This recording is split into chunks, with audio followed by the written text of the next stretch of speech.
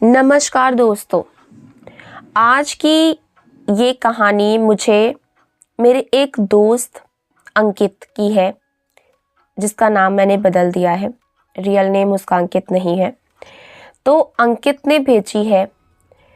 अंकित पिछले 5 सालों से असम के रास्तों पर ट्रक चला रहा है। वो कोई डरपोक इंसान नहीं है, लेकिन उस रात NH-27 पर उसके साथ जो हुआ, उसने उसे ट्रक चलाने के पेशे से हमेशा के लिए दूर कर दिया। आज भी जब वो उस रात को याद करता है तो उसके हाथ कांपने लग जाते हैं। ये कहानी किसी भूत प्रेत की नहीं है। ये कहानी उस चीज की है जो उस रात उसके ट्रक के केबिन में घुस आई थी। अंकित एक लॉजिस्टिक कंपनी में काम करता था। उस रात वो जोरहाट से गुवाहाटी के लिए इलेक्ट्रॉनिक सामान की एक बड़ी खेप लेकर के जा रहा था।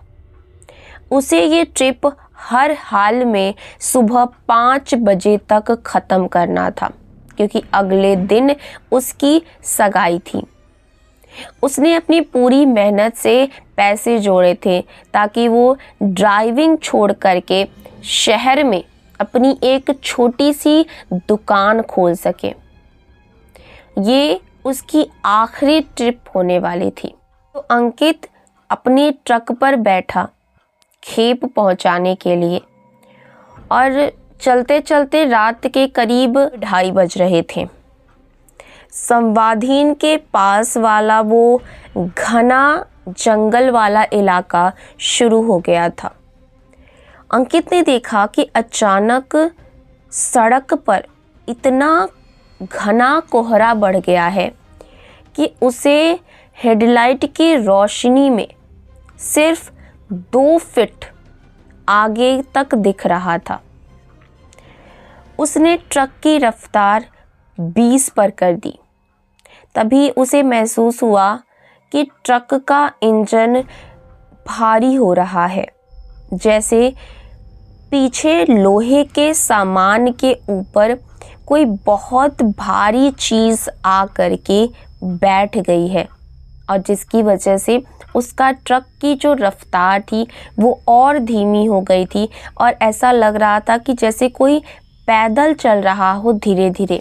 इस तरीके से उसका ट्रक चल रहा था। अंकित ने अपनी गाड़ी के साइड मिरर में देखा, पीछे कोई नहीं था, लेकिन तभी उसे केबिन के अंदर गीली मिट्टी और सड़े हुए मांस की तीखी गंध आई। उसने बगल वाली सीट पर देखा, वहां कोई नहीं था, लेकिन सीट के ऊपर रखा उसका तौलिया जो था वो धीरे धीरे दब रहा था, जैसे कोई अदृश्य इंसान उस पर अपना हाथ रख रहा हो। अंकित ने बताया था कि मुझे लगा कि वो मेरा वहम है। मैंने अपना हाथ उस सीट की तरफ बढ़ाया, लेकिन जैसे ही मेरा हाथ उस खाली जगह पर पहुंचा, मुझे महसूस हुआ कि वहाँ हवा नहीं है। वहाँ कुछ ठंडा और चिपचिपा सा था, जैसे किसी ने बर्फ के ऊपर ग्रीस लगा दी हो। मेरा गला एकदम से सूख गया। तभी अचानक से ट्रक के सामने वाले शीशे पर अंदर की तरफ से भाप जमने लगा।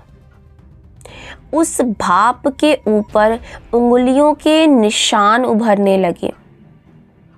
वो उंगलियां इंसान की नहीं थी। वो उंगलियां जो थी लगभग 10 इंच लंबी थी, और उनमें जोड़ों की जगह गांठें थीं।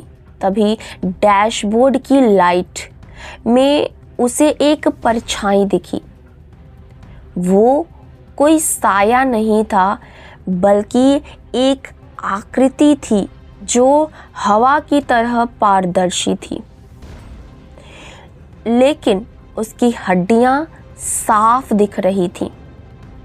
उसका चेहरा नहीं था, बस एक सफ़ेद मांस का लोथड़ा था जिसमें 2 छेद थे, जिनसे लगातार पीला मवाद जैसा कुछ टपक रहा था। वो चीज़ अंकित के बिल्कुल करीब आ गई और उसके कान के पास एक ऐसी आवाज़ आई जैसे कोई रेडियो ट्यून कर रहा हो और रेडियो का जो सिग्नल है वो ख़राब आ रहा हो। तुम अकेले नहीं जाओगे। अंकित ने डर के मारे अपनी आंखें बंद कर ली और हनुमान चालीसा का पाठ करने लगा।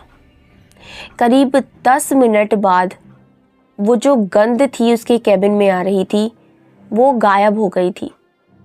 उसने तब राहत की सांस ली और जैसे तैसे ट्रक को पास के एक ढाबे पर रोका।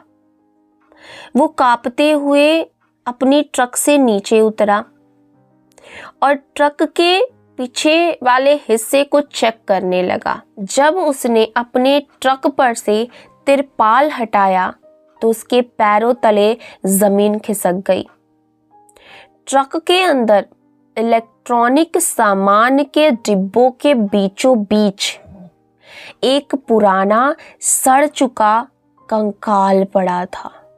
अब सुबह हो चुकी थी और उसने उस कंकाल को देख करके पुलिस वालों को वहां पर बुला लिया था। जब पुलिस आई तो पता चला कि वो कंकाल उसी ट्रक के चेसिस के अंदर फंसा हुआ था। वो कंकाल उस ड्राइवर का था जो 10 साल पहले इसी ट्रक के साथ लापता हो गया था। कंपनी ने ट्रक को पेंट करके दोबारा से चलाना शुरू करवा दिया था, लेकिन किसी को भी नहीं पता था कि उस पुराने एक्सीडेंट में ड्राइवर की लाश ट्रक के ढांचे के अंदर ही दब गई है। अंकित उस रात गाड़ी नहीं चला रहा था, वो लाश गाड़ी चला रही थी। अंकित तो बस उस सीट पर बैठा एक गवाह था।